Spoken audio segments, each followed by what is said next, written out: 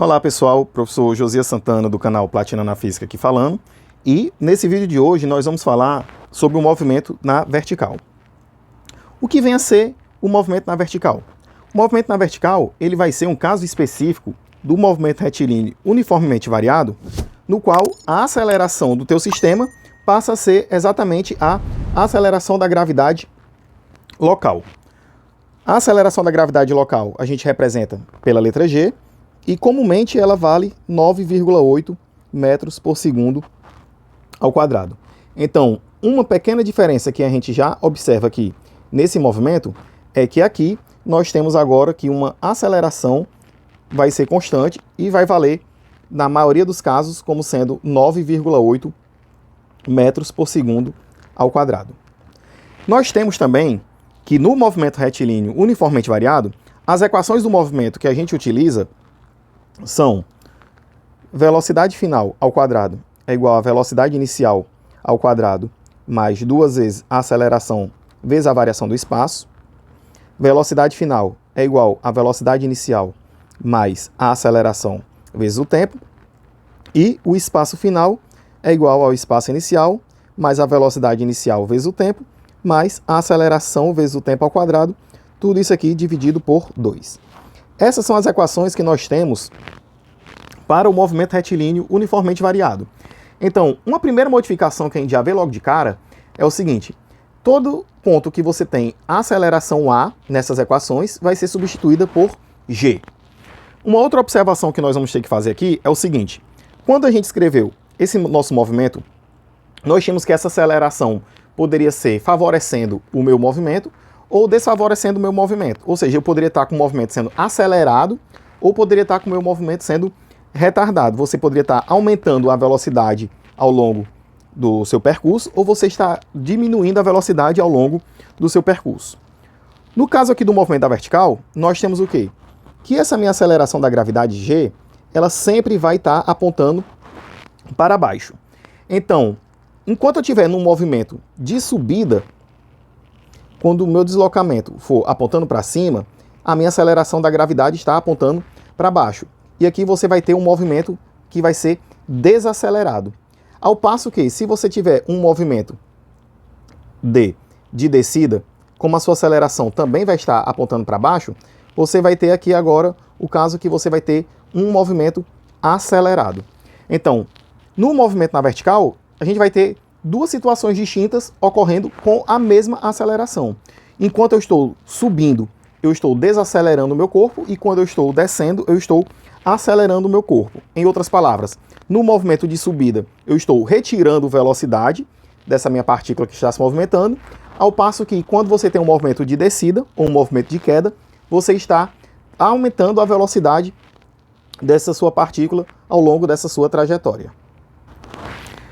Dito isso, vamos fazer aqui algumas análises de situações. Vamos analisar aqui, primeiramente, um movimento de queda. Ou seja, você tem uma partícula que está sendo abandonada de uma determinada altura. Você está aqui com sua partículazinha, ela está a uma determinada altura, h, do solo, e ela vai ser apenas abandonada com a velocidade inicial 0. Lembrando aqui que você tem uma aceleração da gravidade que vai estar sempre apontando para baixo. Dessa forma você vai ter o quê? Vamos fazer aqui as primeiras modificações na nossa equação. Nós vamos ter o quê? Que a velocidade final a qualquer ponto vai ser dada por quem? Velocidade inicial, como aqui é 0, vai ser 0 apenas, e 2 vezes quem? A aceleração da gravidade vezes a variação da altura, que eu vou chamar aqui de ΔY. Nós vamos ter também que a velocidade final ao longo de qualquer ponto, eu posso dá-la como sendo a aceleração da gravidade local vezes o intervalo de tempo necessário para atingir aquela determinada altura. E reescrevendo também a equação da posição, nós podemos escrever que a variação da altura vai ser dada por quem? Gt ao quadrado sobre 2. Então essas aqui seriam as equações que nós iríamos utilizar num movimento de queda. Vamos fazer a análise dessa equação para esse movimento. O primeiro ponto que a gente vai ter que analisar aqui é o seguinte: nós vamos estar considerando a situação em que você não tem a resistência do ar sendo envolvida nesse teu movimento.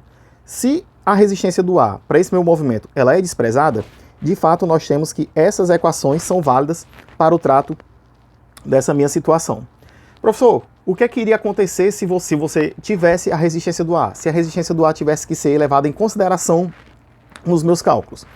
Observe aqui o seguinte, nós temos aqui que a velocidade final da partícula dada por essas duas equações, ela é uma grandeza que quanto maior for a altura que eu estiver abandonando esse meu objeto, maior vai ser o tempo para ele atingir o solo. Então, quanto maior a altura, maior vai ser a velocidade final com que ele atinge o solo.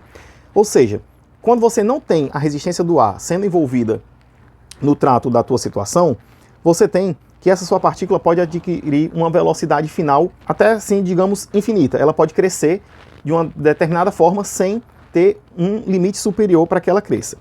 Quando você está tratando, na realidade, com a resistência do ar, você tem o quê? Que essa resistência do ar vai fazer com que esse meu movimento de queda tenha uma certa resistência que vai se opor a esse meu movimento, gerando assim uma força resistível que vai fazer com que vai chegar um determinado momento que essa força que está sendo resistente a esse meu movimento vai ser tão grande suficientemente que vai fazer com que o meu sistema não seja mais acelerado e a partir de um determinado ponto esse meu movimento passe a ser um movimento retilíneo uniforme e não mais um movimento retilíneo uniformemente variado.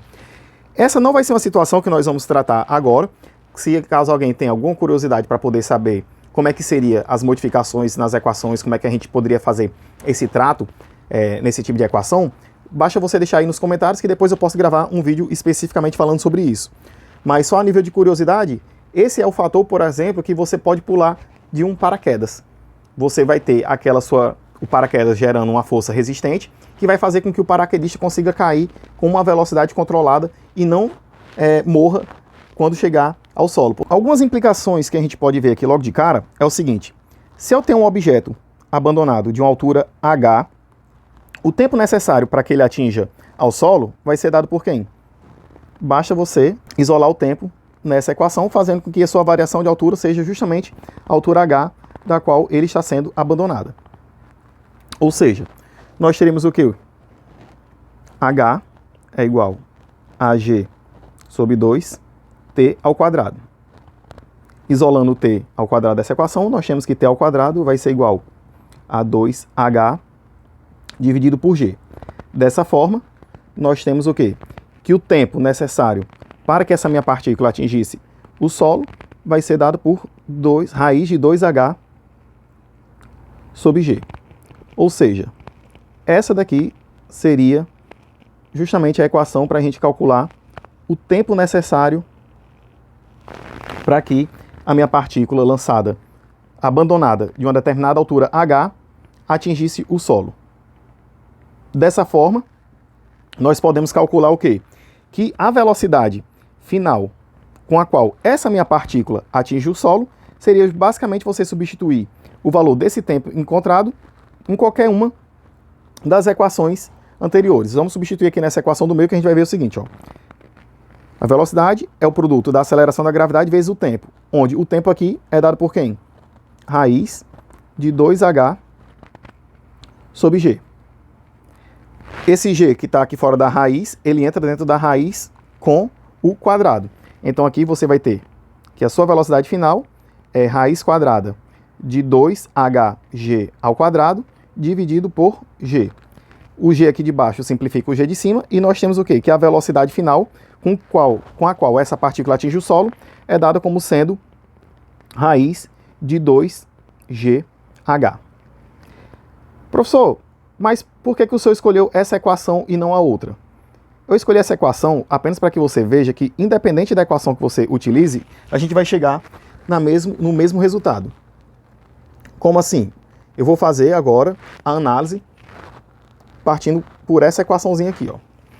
Por essa primeira equação que a gente tinha, o que é que acontece? A variação da altura ia ser meu próprio h. Então aqui de cara você já ia ter logo o quê?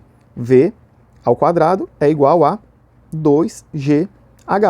Quando você tirasse aqui a raiz quadrada, você ia ter que V é igual a raiz quadrada de 2gh.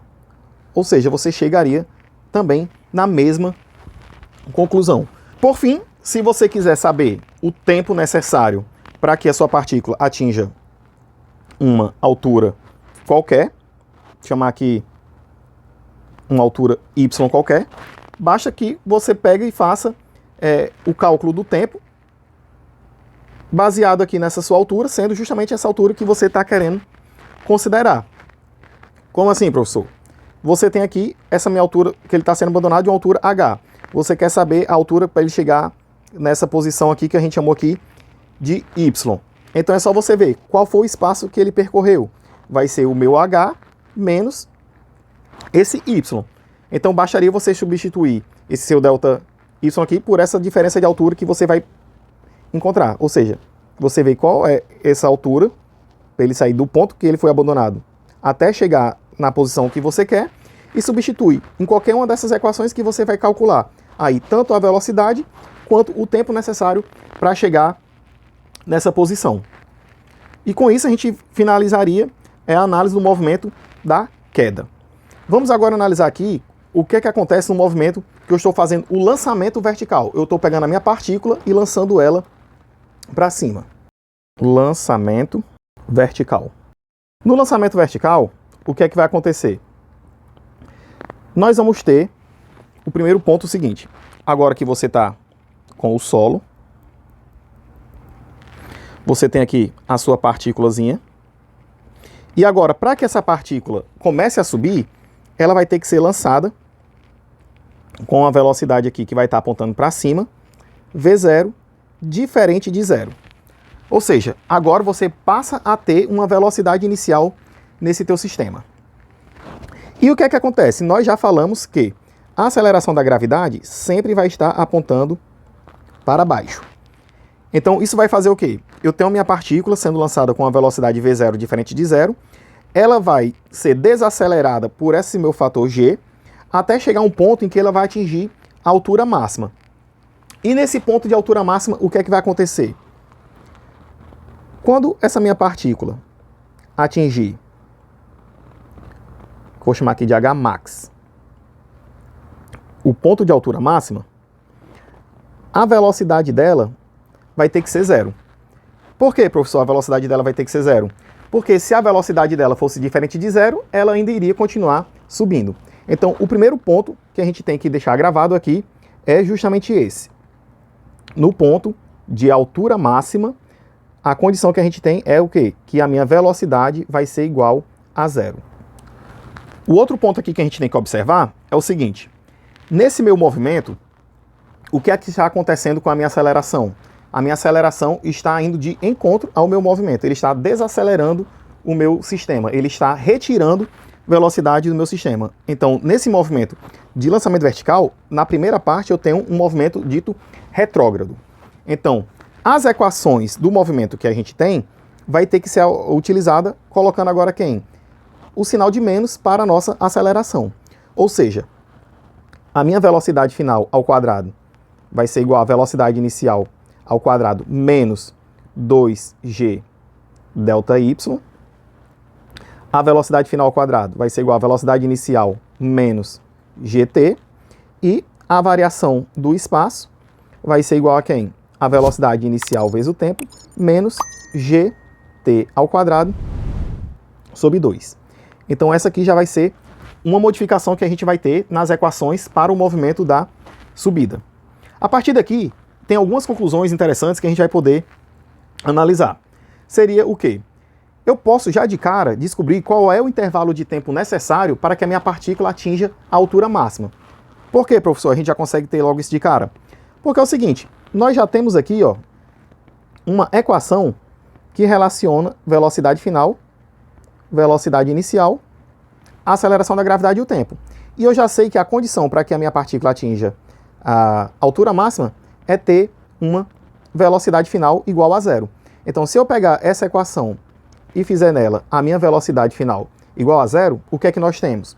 Nós vamos ter aqui que zero é igual a V0 menos GT. O GT está desse lado negativo, passa para o outro lado positivo. Então, nós temos o quê? G vezes T é igual à velocidade inicial. Dessa forma, nós vamos ter que o tempo é igual à velocidade inicial dividido pela minha aceleração da gravidade. Então, o intervalo de tempo necessário para que a minha partícula atinja a altura máxima vai ser quem? V0 dividido por G. Ou seja, quanto maior for a velocidade inicial que eu emprego a esse meu sistema, maior vai ser o intervalo de tempo que ele vai levar para poder atingir a altura máxima. Ou seja, ele vai atingir uma altura máxima numa posição bem maior. Se você estiver num local, você vai pegar o mesmo experimento, testar várias velocidades iniciais iguais, variando agora a sua aceleração da gravidade. Quanto maior for a aceleração da gravidade do local, menor vai ser o tempo que ele vai levar para atingir a altura máxima, e quanto menor for a aceleração da gravidade local, maior vai ser o tempo que ele vai levar para atingir a altura máxima. Aí você pode me perguntar assim, professor, qual vai ser a altura máxima atingida por essa minha partícula? Nós podemos usar aqui a nossa primeira equaçãozinha e fazer a velocidade final dela ser igual a zero, que era a outra condição que a gente tinha. Então nós vamos ter o quê? 0 é igual a V0 ao quadrado menos 2G vezes quem? A altura máxima. Esse termo está desse lado negativo, ele passa para o outro lado positivo. Dessa forma a gente vai ter o quê? Que 2G vezes a altura máxima vai ser igual a quem? Ao meu V0 ao quadrado. Dessa forma, nós temos o quê? Que a altura máxima é dada como sendo V0 ao quadrado dividido por 2G.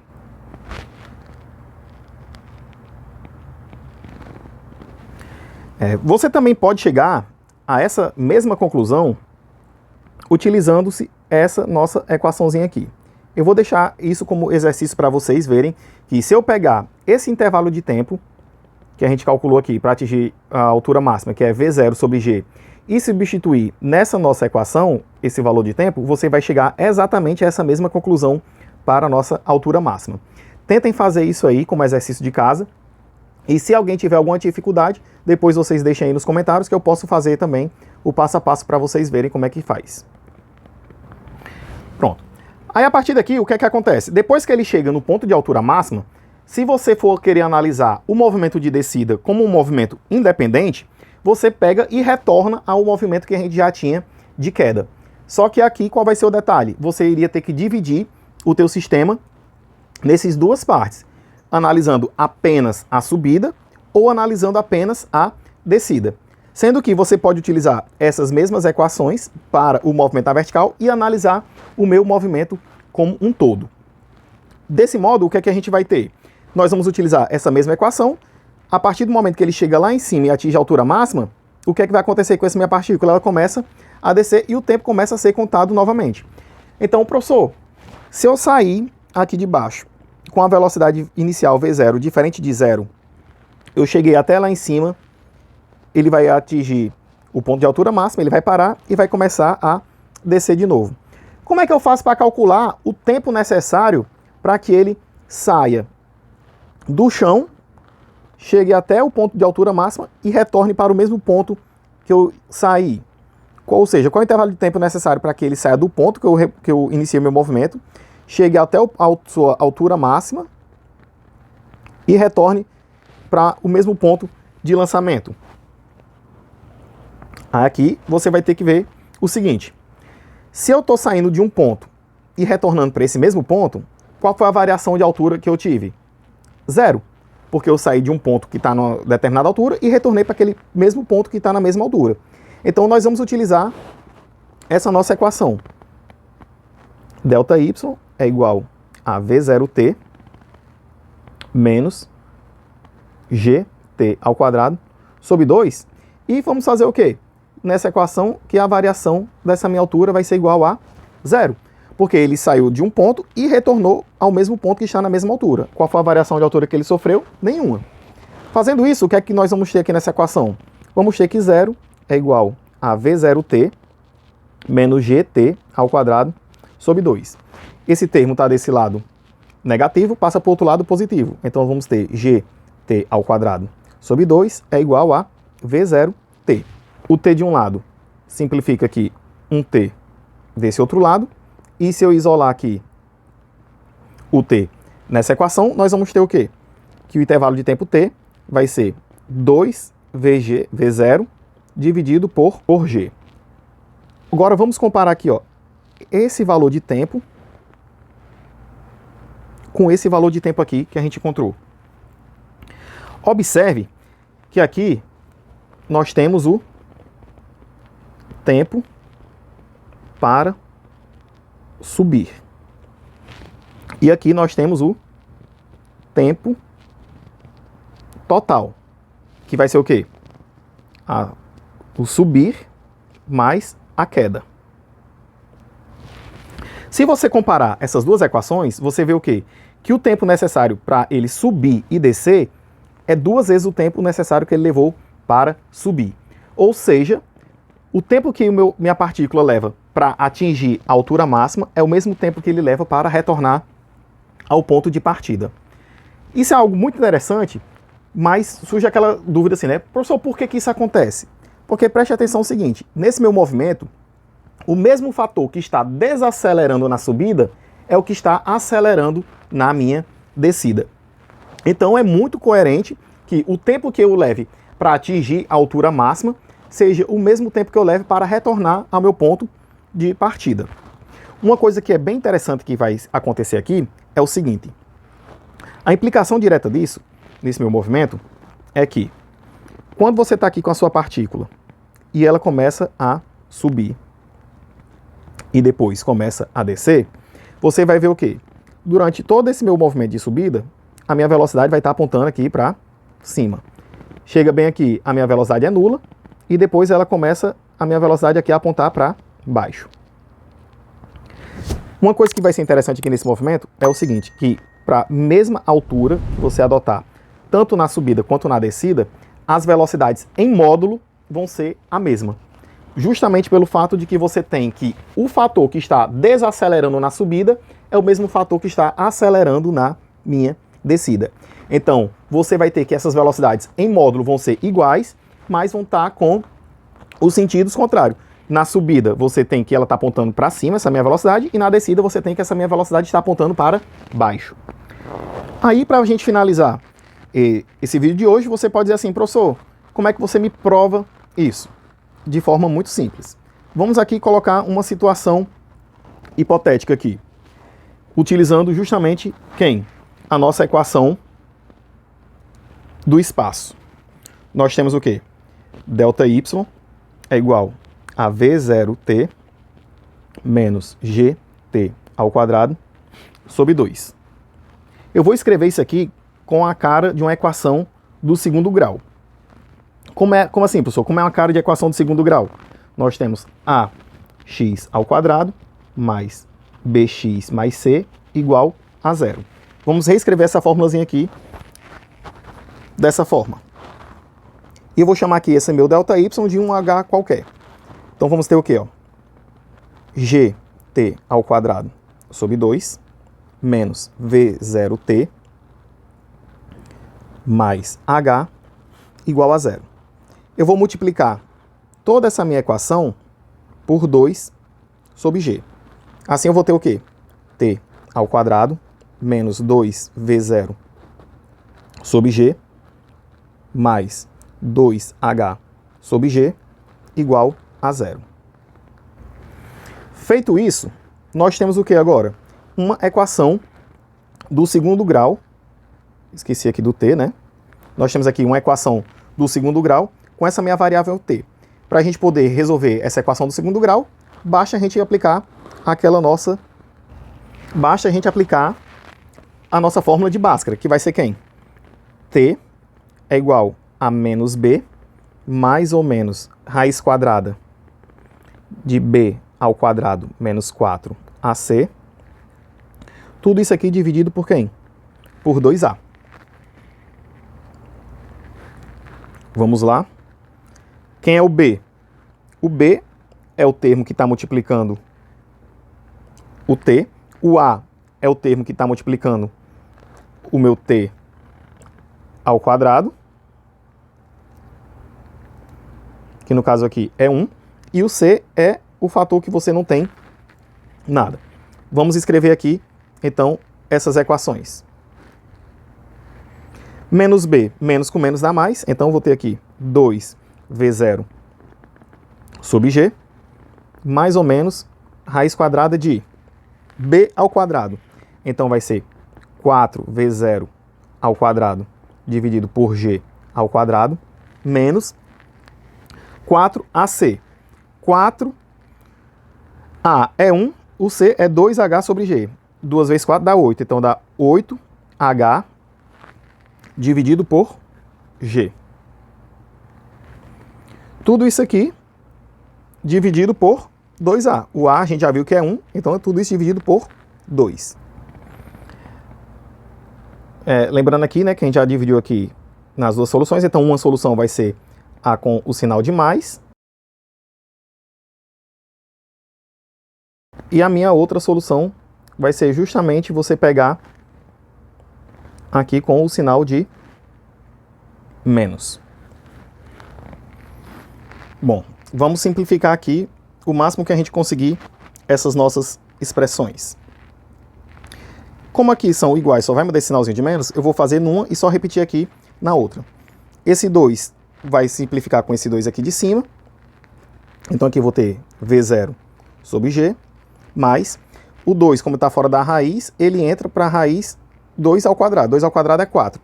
Então aqui eu vou ter raiz de 4v0 ao quadrado dividido por 4 vai me dar v0 ao quadrado sobre g ao quadrado, menos, e aqui também para poder facilitar, eu vou multiplicar por g e dividir por g esse meu termo. Então eu vou ter aqui 8gh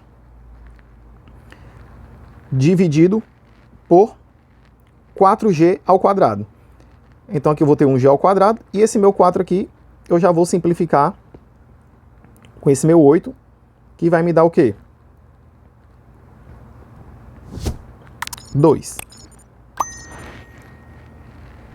Por fim aqui, botando esse g ao quadrado em evidência, você vai ter o quê? v0 sobre g mais 1 sobre g, que multiplica quem? A raiz de v0 ao quadrado menos 2gh. E, como a de baixo é a mesma coisa, você vai ter aqui que o outro tempo seria v0 sobre g menos 1 sobre g, que multiplica a raiz de v0 ao quadrado menos 2gh. Então pronto.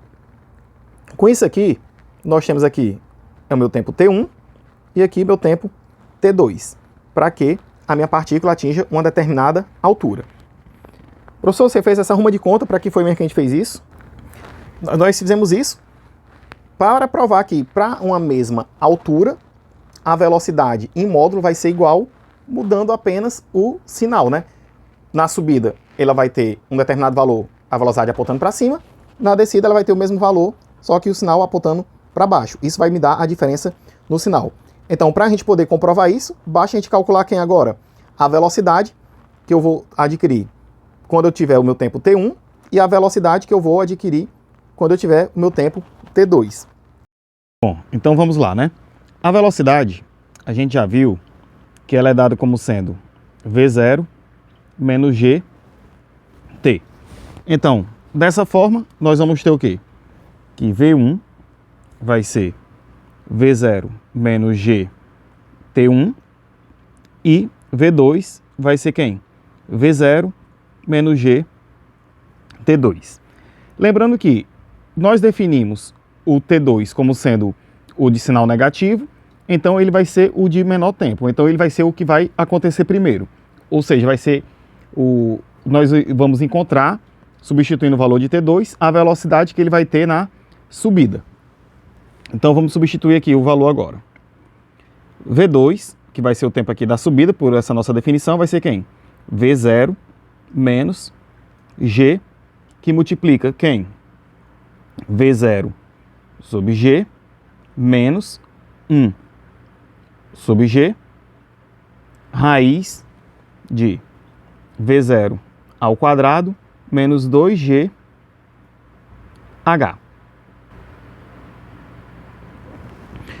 Ou seja, v2 vai ser igual a v0, menos com mais dá menos v0, Menos com menos dá mais. Mais, esse G aqui cancelou, esse G em cima cancelou esse G embaixo, tanto aqui quanto aqui. Então vamos ter raiz de V0 ao quadrado menos 2GH. Esse V0 com esse V0 cancela, e nós vamos ter aqui que o meu V2, que vai ser o tempo na subida, dá quem? Raiz quadrada de V0 ao quadrado menos 2GH. Uma informação aqui interessante da gente observar é o seguinte. À medida que eu vou subindo, a gente já consegue observar que essa velocidade de fato vai ser menor do que a velocidade inicial, pois ela está sendo diminuída da velocidade V0 aqui, esse termo 2GH. Se meu H fosse 0, o meu V0 ao quadrado, a raiz do V0 ao quadrado ia ser o meu próprio V0. Como eu estou diminuindo, essa minha velocidade V2 aqui na subida vai ser uma velocidade menor do que a velocidade que eu tenho no início do meu movimento. Agora vamos aqui substituir o valor de T1. No meu T1 eu vou encontrar quem? V1 vai ser igual a V0 menos G, que multiplica V0 sobre G, mais 1 sobre G, raiz de V0 ao quadrado menos 2GH. De forma análoga, a gente já viu o quê? Que esse G aqui em cima cancela esse G aqui embaixo, e fazendo aqui o sinal, nós vamos ter aqui V1 vai ser igual a V0 menos V0 menos raiz de V0 ao quadrado menos 2GH. Novamente aqui, V0 cancela com esse V0, e nós vamos ter aqui que o meu V1, que é o tempo, a velocidade que eu vou ter enquanto eu estou na queda, vai ser igual a menos raiz de V0 ao quadrado menos 2GH. Agora, novamente, olhando para esse resultado, se você comparar essas duas equações, você vai ver que ela tem exatamente o mesmo módulo, ou seja, o mesmo valor absoluto, só que com sinais contrários, onde esse meu sinal positivo é a velocidade da partícula enquanto ela está subindo, e essa minha velocidade negativa é a velocidade da partícula enquanto ela está descendo. Ou seja, que nós de fato comprovamos que para uma mesma altura, tanto na subida quanto na descida, a partícula tem uma velocidade igual em módulo, mas com sinais contrários, que uma representa que ela está subindo e o sinal de menos representa apenas que ela está descendo. Bom, pessoal, o vídeo de hoje vai ficando por aqui. Espero que vocês tenham gostado. Se inscreva no canal caso ainda não esteja inscrito. Deixe seu like, compartilhe com seus amigos e qualquer dúvida, sugestão ou crítica, pode deixar aqui nos comentários ou lá nas minhas redes sociais. Até a próxima!